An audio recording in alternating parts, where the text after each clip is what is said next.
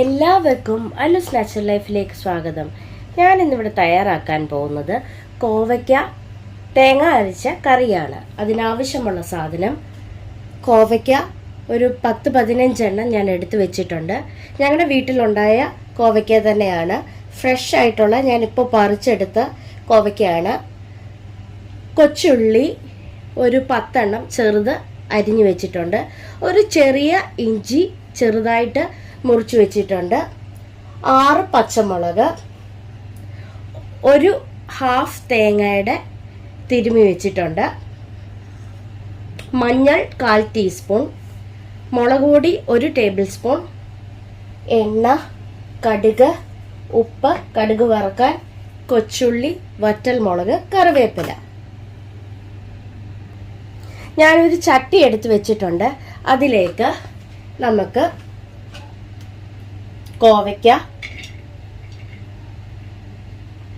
പച്ചമുളക്, ഇഞ്ചി, കൊച്ചുള്ളി ഇല്ലെങ്കിൽ സവാള വേണേലും നമുക്ക് ഇട്ട് കൊടുക്കാവുന്നതേ ഉള്ളൂ. എല്ലാം കൂടി നമുക്ക് കൈ കൊണ്ട് തന്നെ ഒന്ന് ഇളക്കി ചേർത്ത് കൊടുക്കാം.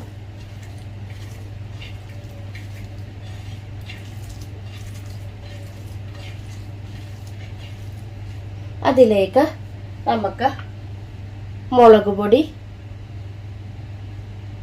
മഞ്ഞൾപ്പൊടി നമുക്ക് ഇട്ട് എല്ലാം കൂടെ കൈ കൊണ്ട് തന്നെ നമുക്ക് ഇളക്കി കൊടുക്കാം.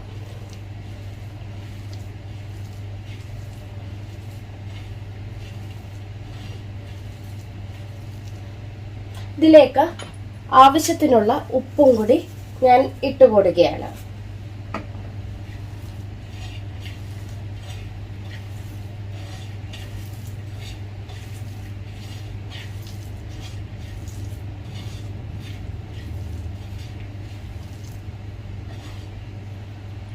അല്പം നമുക്ക് എണ്ണയും കൂടെ ഒഴിച്ചു കൊടുക്കാം.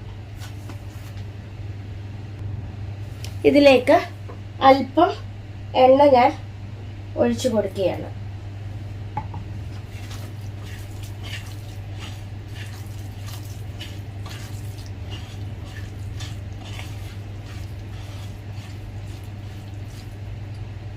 ഇതിലേക്ക് നമുക്ക് നോർമൽ വെള്ളം ഒഴിച്ചു കൊടുക്കാം. ഇതിലേക്ക് ഞാൻ വെള്ളവും കൂടെ ഒഴിച്ചു കൊടുത്ത്, ഒത്തിരി വെള്ളം ഒഴിച്ചു കൊടുക്കണ്ട.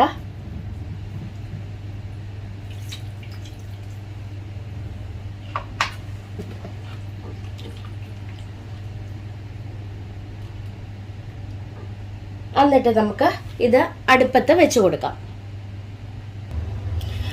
അടുപ്പത്ത് ഞാൻ കോവയ്ക്ക അരപ്പും എല്ലാം തേച്ച് വെച്ചിട്ടുണ്ട്. നമുക്ക് ഒരടപ്പ് വെച്ച് അടച്ചു കൊടുക്കാം. അടപ്പ് വെച്ച് ഞാൻ അടച്ചു കൊടുത്തിട്ടുണ്ട്. ഒരു 10 മിനിറ്റ് കഴിയുമ്പോൾ നമുക്ക് അടപ്പ് മാറ്റി കറി തിളച്ചിട്ടുണ്ടോ നമുക്ക് നോക്കാം. അടപ്പ് ഞാൻ മാറ്റി കൊടുത്തിട്ടുണ്ട്. കറി ഇതൊക്കെ തിളച്ച് വന്നിട്ടുണ്ട്. ഈ കറി തിളച്ച് വരുന്ന സമയം കൊണ്ട് നമുക്ക് തേങ്ങ അരച്ച് നമുക്ക് അതിലേക്ക് ഒഴിച്ചു കൊടുക്കാം.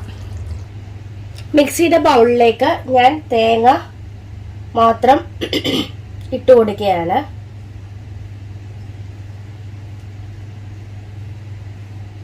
നമുക്ക് നല്ല പേസ്റ്റ് പോലെ ഇത് അരച്ചെടുക്കാം.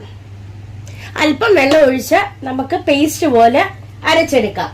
ഒത്തിരി വെള്ളം ഒഴിച്ചു കഴിഞ്ഞാൽ അരഞ്ഞു കിട്ടത്തില്ല. അതുകൊണ്ട് നമുക്ക് അല്പം വെള്ളം ഒഴിച്ച് അരച്ചെടുക്കാം. നല്ല പേസ്റ്റ് പോലെ അരച്ചെടുത്തിട്ടുണ്ട്. ഇനി നമുക്ക് കറിയിലേക്ക് ഒഴിച്ചു കൊടുക്കാം.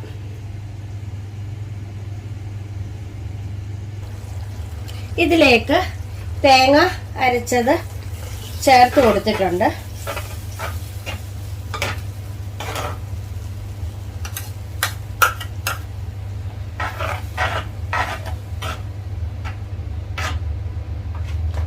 എൻ്റെ കയ്യിൽ തക്കാളി ഇല്ലാത്തതുകൊണ്ട് തക്കാളി പേസ്റ്റ് ആണ് ഞാൻ ഇട്ട് കൊടുക്കുന്നത്. മിക്സിയുടെ കപ്പിലേക്ക് ഞാൻ അല്പം വെള്ളം ഒഴിച്ചു കൊടുത്തിട്ടുണ്ട്. എല്ലാം കൂടി കലക്കി ഇതിലേക്ക് ഒഴിച്ചു കൊടുക്കുകയാണ്.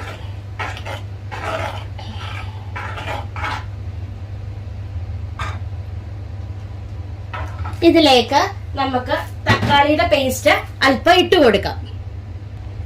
ഇതിലേക്ക് തക്കാളിയുടെ ഇത്രയും ഒരു സ്പൂൺ ഫുള്ളില്ല, കുറച്ചേ ഉള്ളൂ, അത് ഇട്ട് ഞാൻ കൊടുത്തിട്ടുണ്ട്. എല്ലാം കൂടി ഞാൻ ഇളക്കി യോജിപ്പിച്ച് കൊടുക്കുകയാണ്.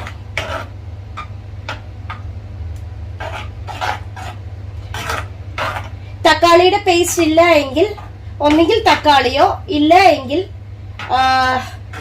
മീനിനകത്തിടുന്ന പുളിയോ ഏതെങ്കിലും നമുക്ക് ഇട്ട് കൊടുത്താൽ മതി. ഇല്ലേ പച്ചമാങ്ങ ആയാലും നമുക്ക് ഇതിന് പകരം ഇട്ട് കൊടുക്കാം. ഒത്തിരി അങ്ങ് കുറുകിയും പോവരുത്, ഒത്തിരി വെള്ളവും ആയി പോവരുത്. ഈ സമയത്ത് നമുക്ക് ഉപ്പുണ്ടോ എന്ന് നോക്കാം.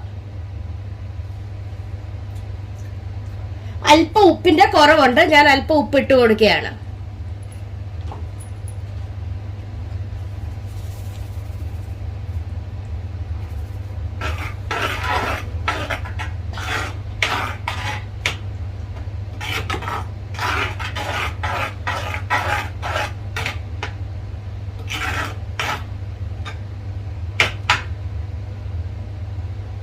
ഈ കറി ഒന്ന് ചൂടായാൽ മതി, തിളച്ചു കഴിഞ്ഞാൽ പിരിഞ്ഞു പോകും. അതുകൊണ്ട് ഞാൻ തീ ഓഫാക്കി കൊടുക്കുകയാണ്.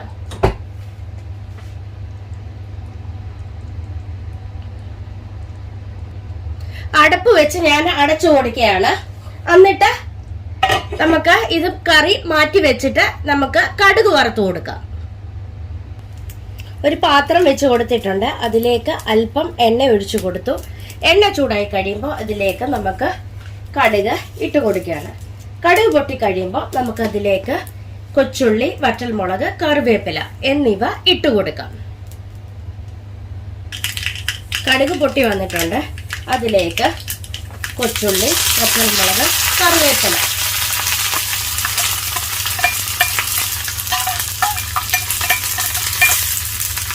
ഇട്ട് കൊടുക്കുകയാണ്. എന്നിട്ട് തീ ചെറുതാക്കി കൊടുത്തിട്ടുണ്ട്. ഒരു ബ്രൗൺ കളറായി കഴിയുമ്പോൾ നമുക്ക് തീ ഓഫാക്കി കൊടുക്കാം.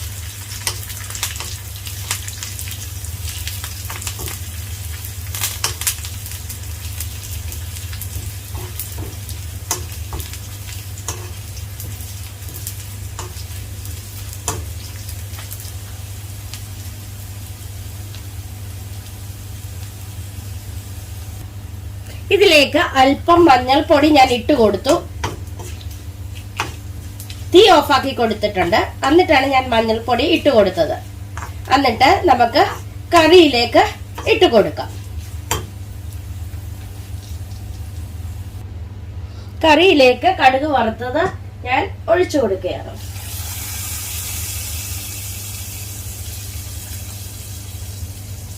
എന്നിട്ട് ഒരു സ്പൂണ് കൊണ്ട് എല്ലാം കൂടി ഇളക്കി യോജിപ്പിച്ചു കൊടുക്കുകയാണ്.